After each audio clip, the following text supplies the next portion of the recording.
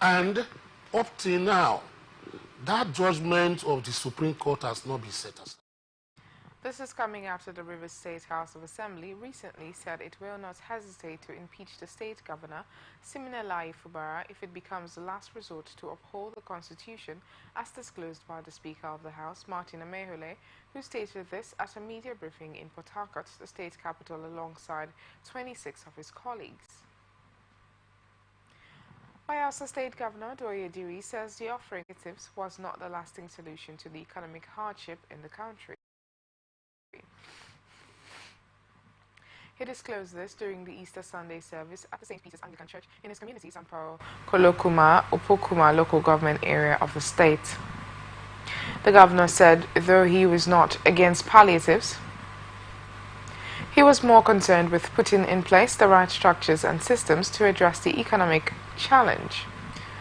A statement issued by his chief press secretary, Mr. Daniel Alabra, said that his administration was initiating policies and programs that would bring about long-term empowerment to people of the state rather than short-term palliatives, adding that the government is tackling manpower shortage and the skill challenge by establishing technical colleges in the 8 local areas, embarking on skills acquisition programs, building roads to connect the hinterlands, as well as other infrastructure that would bring socio-economic empowerment. The governor also said the government alone cannot provide for everyone and called on the people to get involved in businesses and other meaningful ventures towards adding value to their lives and the state, and advised that Christians should imbibe the virtues of trust, honesty, and faithfulness in order to have a better society. In a sermon, the Bishop of Northern Izon Diocese, Anglican Communion Right, Reverend Funkuro Mbare, said the power in the resurrection of Jesus Christ brought about salvation for Christians.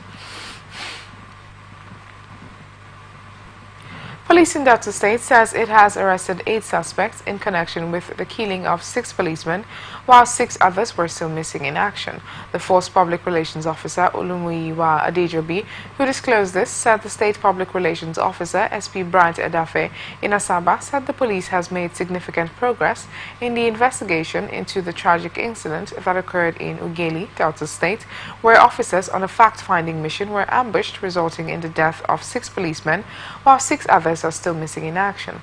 He also said following intensive investigative effort, the police have apprehended 8 suspects in connection with brutal ambush attack, adding that the suspects will soon have their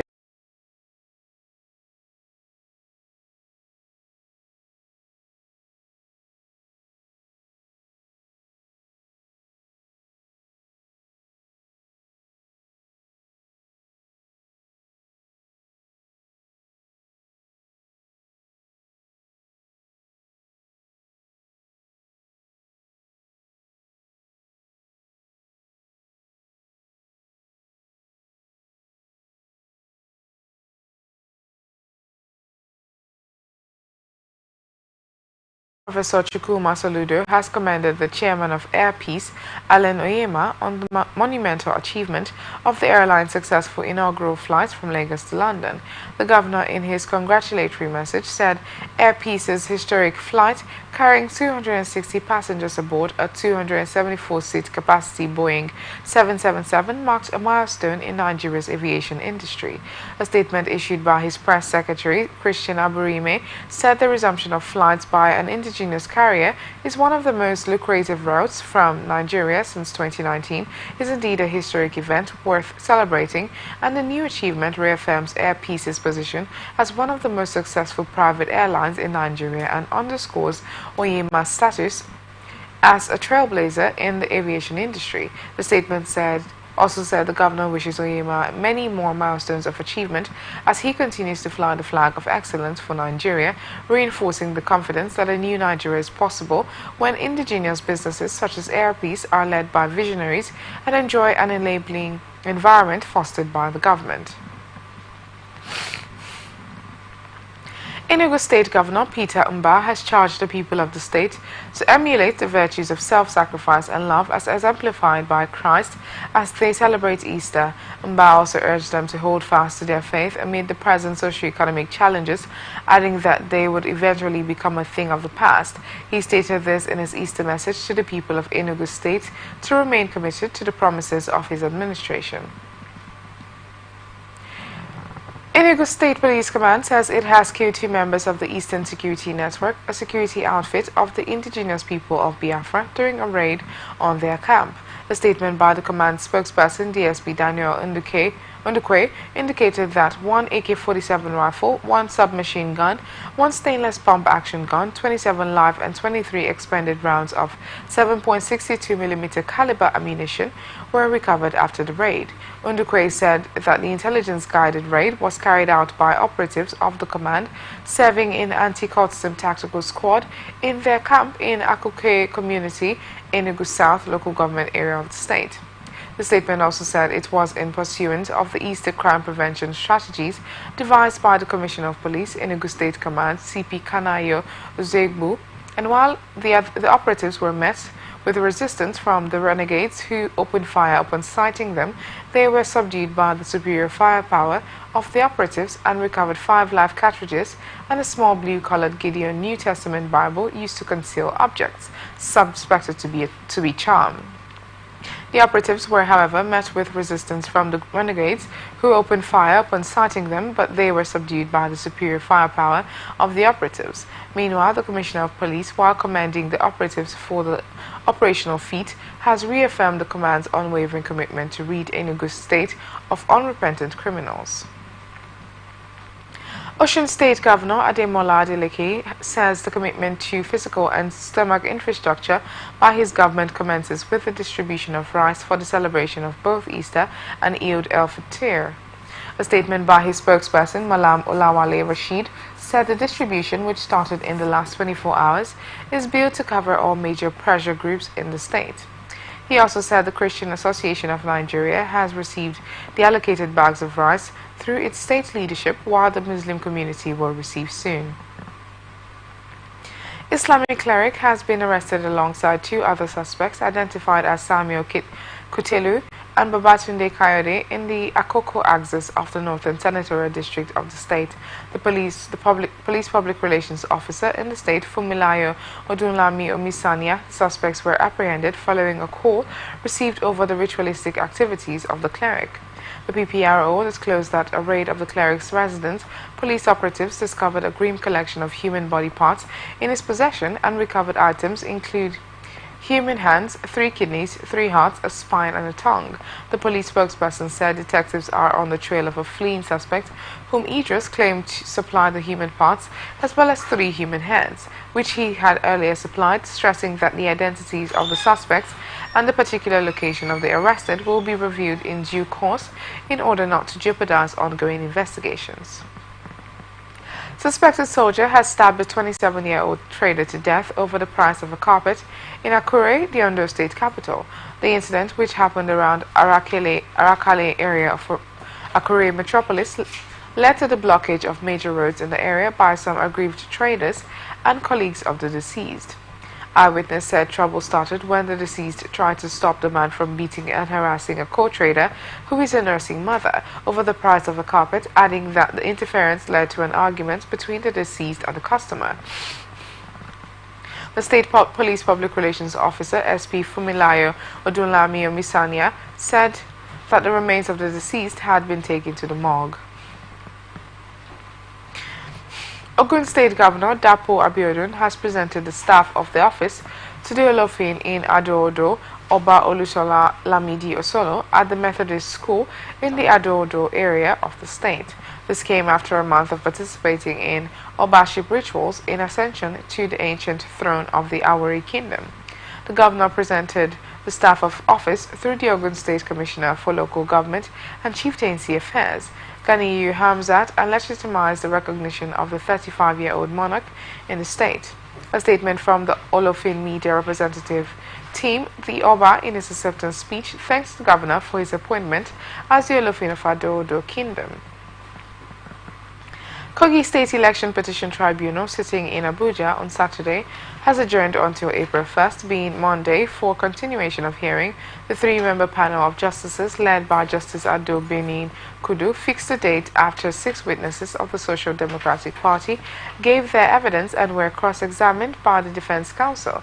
Upon the resumed hearing, the 6 witnesses gave testimonies contrary to their deposition on oath and confirmed that they were not polling agents as stipulated by law, but voters, and in his evidence, Yakubu Dahiru, the 10th prosecution witness who was confronted with the contradictions between his claims and depositions during cross-examination, said he was suffering from an eye problem and could not see for about a year.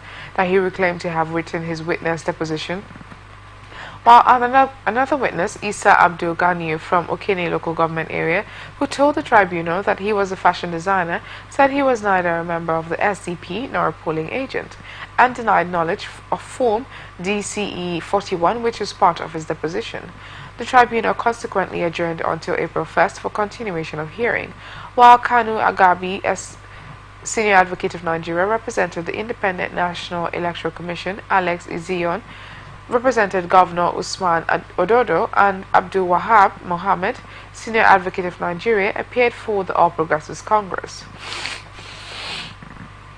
Niger State Police Command says it has arrested a suspected gun runner and dealer of locally made AK-47 rifles and recovered 3 fabricated rifles in Minna, capital of the state. The police command, who did this disclosure in Minna through the public relations officer SBYCU Abiodun, said Ishaku's arrest was based on a credible tip of police operatives attached to crack squad of the command got.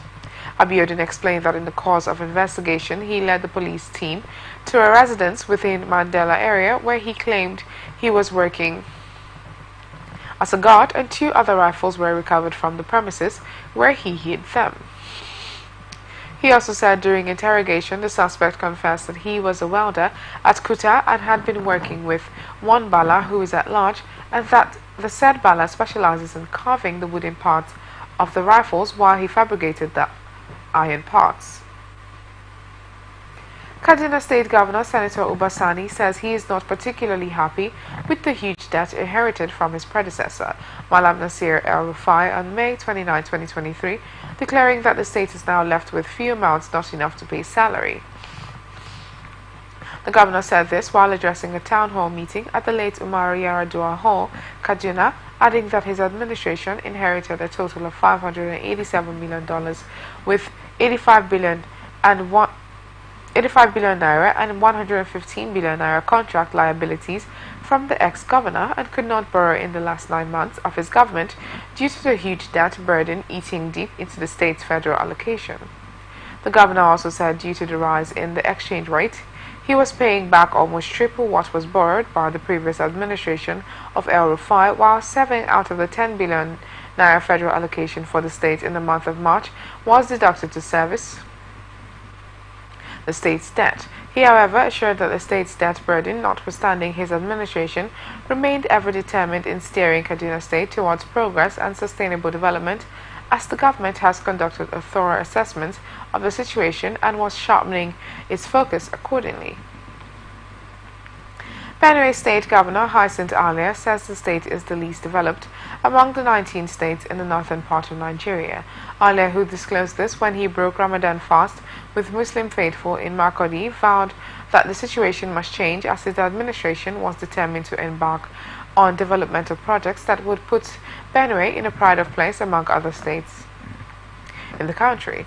He also said out of the 19 northern states, Benue is one of the very least developed, and it is now we are even installing solar streetlights. Director General of the Kano State Pilgrims Welfare Board, Alhaji Laminu Dambapa, has pledged to collaborate with the Ministry of Religious Affairs. Dambapa stated this while he received the State Commissioner of the Ministry of Religious Affairs in his office, and also acknowledged the significant contributions made by the ministry during last year's Hajj operations, while the Director General not only expressed gratitude for their support and assistance but assured the Commissioner of the board's maximum cooperation in achieving their targeted goals, describing the visit as timely and appropriate. In his remarks, the Commissioner of the Ministry of Religious Affairs, Sheikh Ahmed Alwa, stressed the importance of fostering a strong and harmonious relationship between the Ministry and the Board, and also expressed the Ministry's commitment to working closely with the State Pilgrims Welfare Board, recognizing its pivotal role in religious affairs within the state.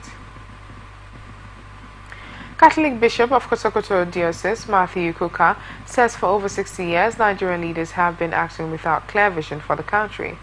Kuka, who disclosed this in his Easter message, called on the federal government to come up with a robust template for how it wishes to reverse and put the country on a path of national healing and vision searching for the way home.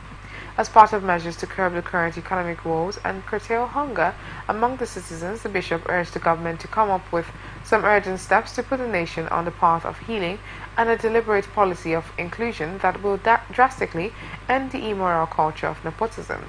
He said the government must design a more comprehensive and wide-ranging method of recruitment that is transparent and as a means of generating patriotism and reversing the ugly face of feudalism, adding that there is need for a clear communications strategy that will serve to inspire and create timelines of expectations of results from policies.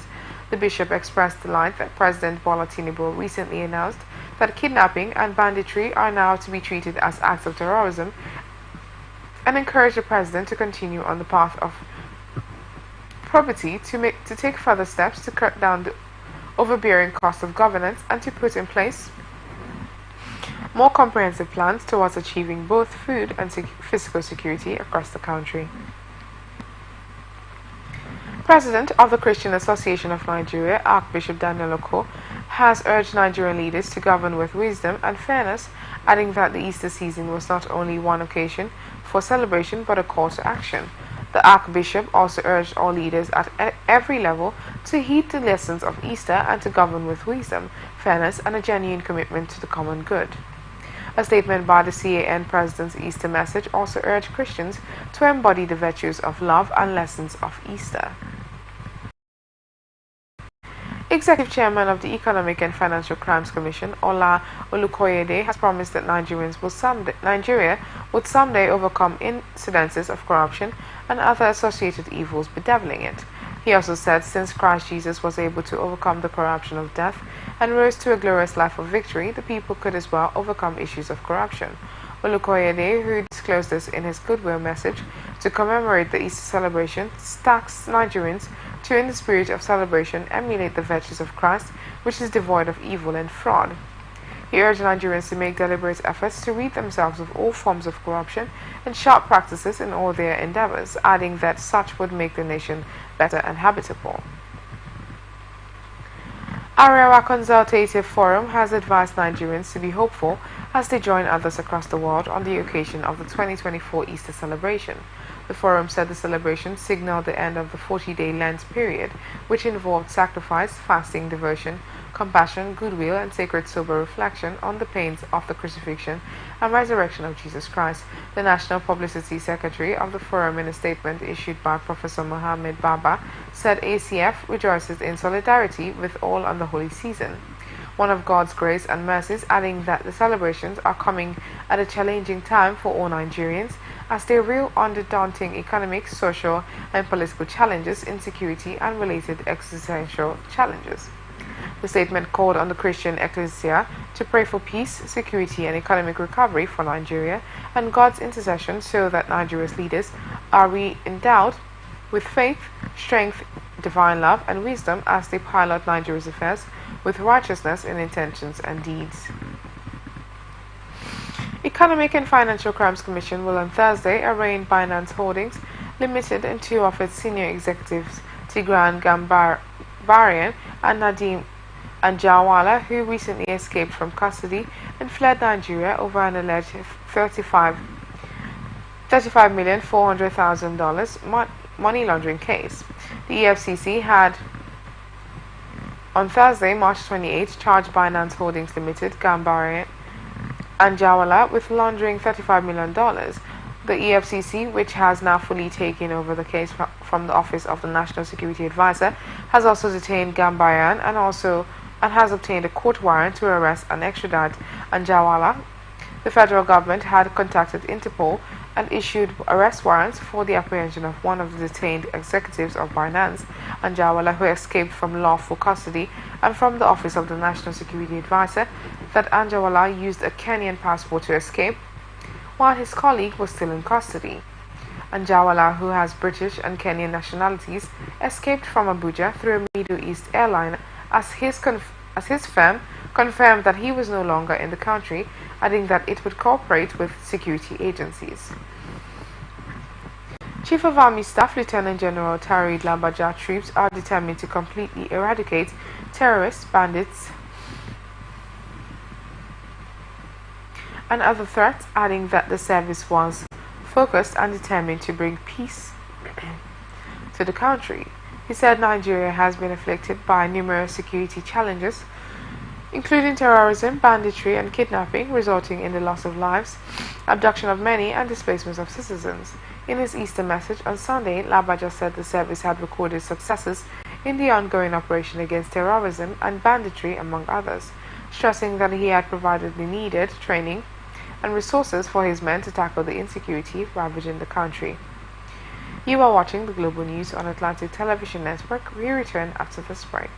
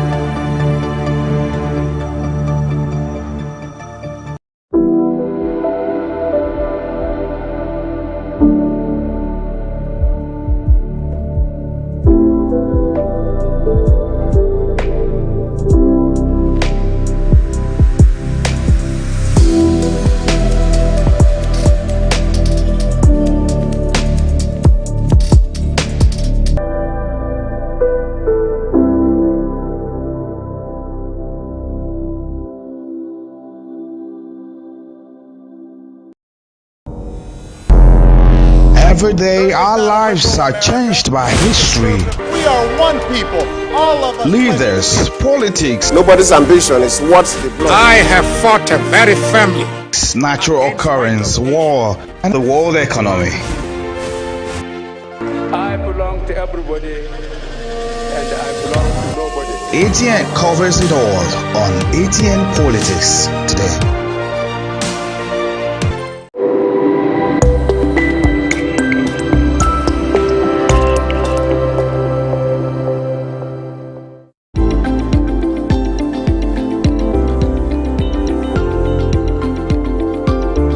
From the line across the ocean to the land beyond the mountains, through the Sahara, we bring on-spot news, live analysis, expert discussions on trending stories in politics, business, socio-economy, sports, and documentaries. So catch all the updates on the happenings around the globe. Stay focused on the fact today. Only on ATN.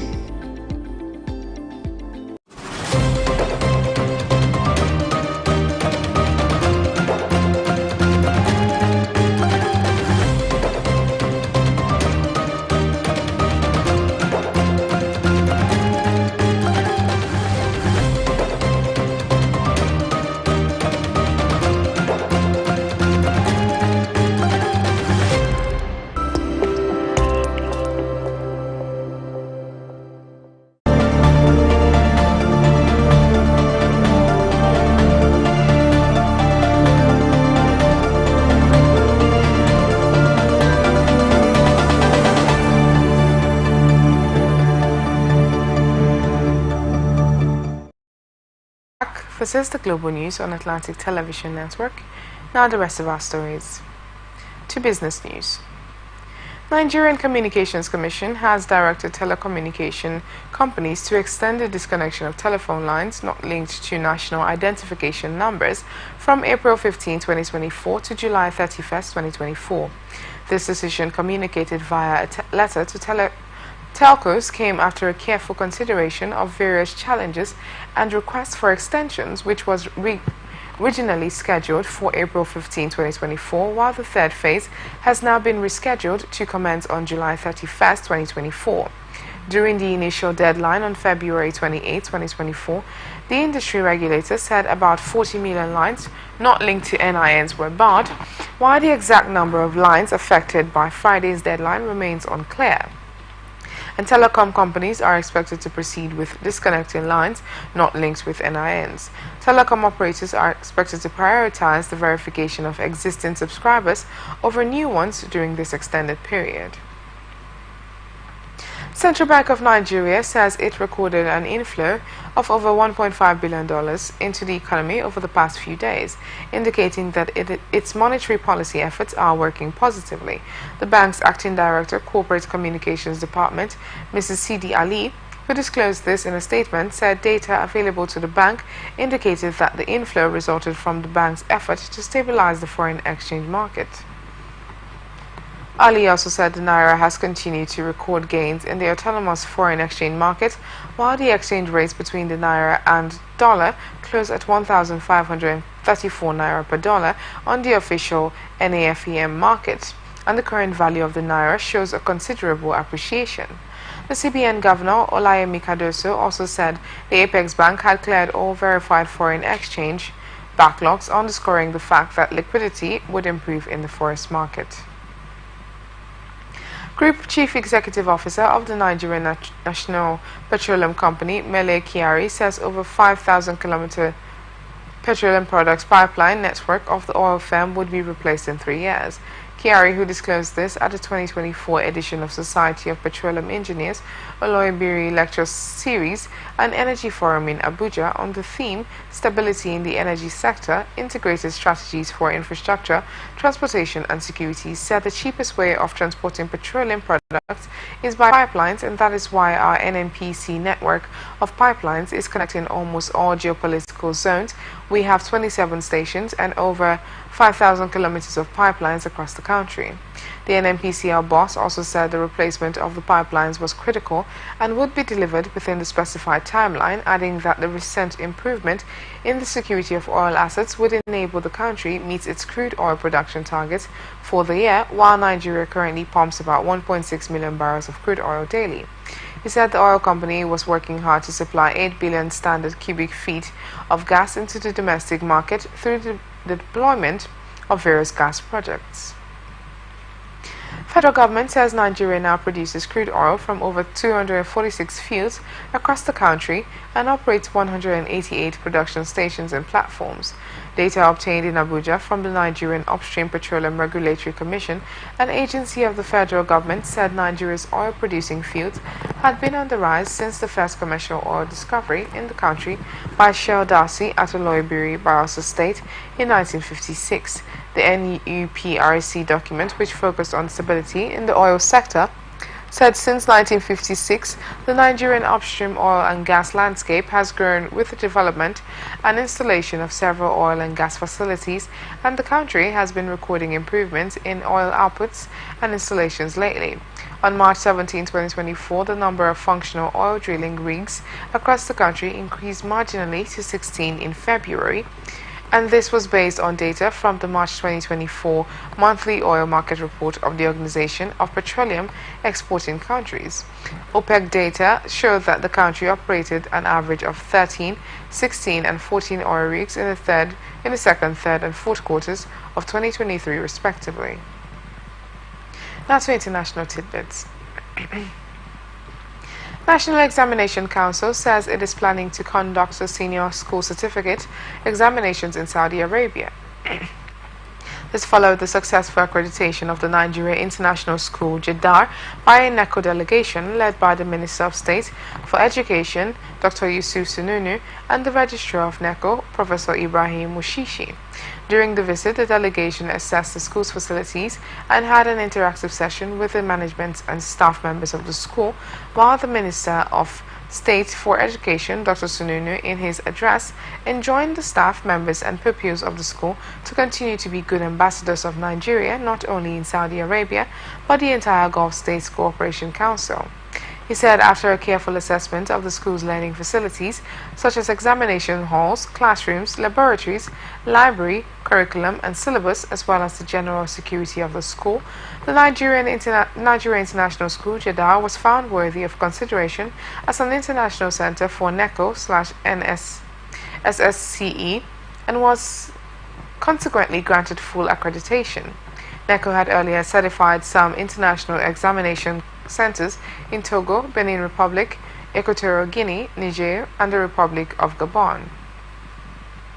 Bassirou Diomaye Faye is to be sworn in on Tuesday after winning Senegal's presidential election. Faye set out his priorities in his first public statements after his election victory, which include to lower the cost of living, fight corruption, and ensure national reconciliation.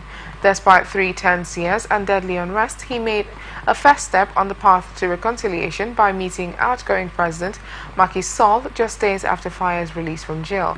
He said that Sall's vigilance and commitment had guaranteed a free, democratic, and transparent vote and has promised to restore national sovereignty, to renegotiate oil and gas contracts, and to improve fishing rights, adding that Faye should not try to take sole responsibility for creating new jobs, while the government should work with the private sector and invest in human capital to nurture a business-friendly environment.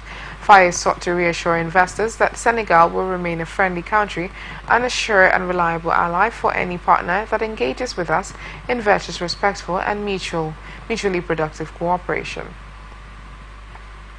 Pope Francis, in his traditional Easter message, is calling for a ceasefire in the Gaza Strip and further return of Israeli hostages held by Hamas. The 87-year-old pontiff led Easter Mass at the Vatican in front of thousands, despite concerns over his health, and while referring to conflicts around the world, the Pope pleaded not to yield to the logic of weapons and rearming, but said peace is never made with arms, but with outstretched hands and open hearts, while tens of thousands of worshippers gathered in St. Peter's Square to hear the Pope. This is coming after fresh truce negotiations between Israel and Hamas were due to begin. The Pope Francis is also appealing once again that access to humanitarian aid be ensured to Gaza and call once more for the prompt release of the hostages seized on 7 October and for an immediate ceasefire in the Strip. Pope Francis also warned countries against rearming themselves and spoke about the ongoing conflict in Ukraine just over 2 years since Russia launched its full-scale invasion of its neighbor. 7 people have been killed in a car bombing which targeted a busy market in northern Syria.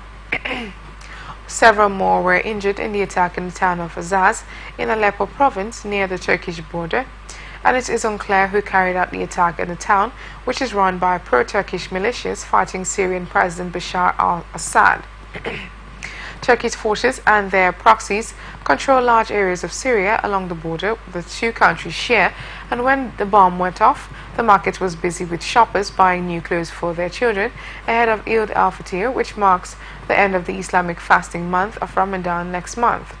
The White Helmets, a volunteer rescue group which operates in Syria, and 2 children were among the dead, while footage of the aftermath showed bodies lying on the ground and damaged buildings and the remnants of a car on fire. Azaz is home to the Syrian interim government, an opposition group which stakes a claim to being the country's legitimate authority, and the town has been described by analysts as strategically important in the context of the civil war because of its proximity to the Turkish border and value as a supply route. King Charles and his wife, Queen Camilla, attended the hour-long late morning service at St. George's Chapel within the grounds of Windsor Castle, west of London. The 75-year-old, dressed in a suit and light blue tie, smiled and waved to crowds who had queued up for hours for a glimpse of the ailing monarch before he entered the chapel. Leaving the service, Charles and Camilla greeted some of the well-wishers lined up outside, shaking hands and briefly chatting to some in the crowd, and the annual religious ceremony is a long-standing annual tradition for the royals, with other family members in attendance Sunday. But heir to the throne, Prince William and his wife Catherine were notable absentees this year, as the 42-year-old Princess of Wales received treatment following her own cancer diagnosis, which was revealed just last week, and the situation represents an unprecedented crisis in modern times for the monarchy, as 2 of its most senior members simultaneously fight serious illness. Charles was just 17 months into his long-awaited reign when Buckingham Palace announced early in February that he had cancer and would be pausing all public-facing engagement as he commenced treatments. Dead bodies of 8 Chinese nationals have been found on a beach in the Mexican state of Oaxaca after their boat capsized. The bodies were found along a route used by illegal migrants trying to reach the United States. The 7 women and a man were on board a boat operated by a Mexican that set off from Chiapas state, and while on the border with Guatemala, and 1 other person survived. It was not clear what happened to the boat driver.